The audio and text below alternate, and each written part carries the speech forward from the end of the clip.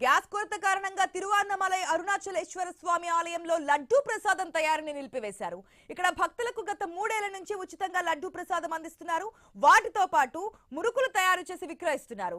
పశ్చిమాసియాలో యుద్ధం కారణంగా గ్యాస్ కొరత ఏర్పడడంతో ప్రసాదం లడ్డూ తయారీని నిలిపివేశారు.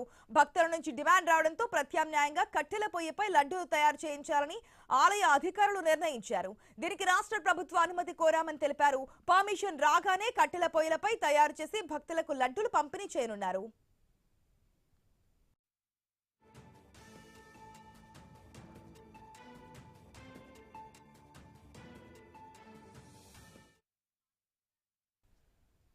గ్యాస్ కొరత కారణంగా తిరువన్నమలై అరుణాచలేశ్వర స్వామి ఆలయంలో లడ్డూ ప్రసాదం తయారీని నిలిపివేశారు. ఇక్కడ భక్తులకు గత 3 ఏళ్ల నుంచి ఉచితంగా లడ్డూ ప్రసాదం అందిస్తున్నారు. వాటితో పాటు మురుకులు తయారు చేసి విక్రయిస్తున్నారు. అయితే పశ్చిమాసియాలో యుద్ధం కారణంగా గ్యాస్ కొరత ఏర్పడడంతో ప్రసాదం లడ్డూ తయారీని నిలిపివేశారు. భక్తుల నుంచి డిమాండ్ రావడంతో ప్రత్యామ్నాయంగా కట్టెల పొయ్యిపై లడ్డూలు తయారు చేయించాలని ఆలయ అధికారులు నిర్ణయించారు. దీనికి రాష్ట్ర ప్రభుత్వ అనుమతి కోరామని తెలిపారు. ఒకవేళ పర్మిషన్ వచ్చినట్లయితే కనుక వెంటనే కట్టెల పొయ్యిపై తయారు చేసి భక్తులకు లడ్డూలు పంపిణీ చేయనున్నారు.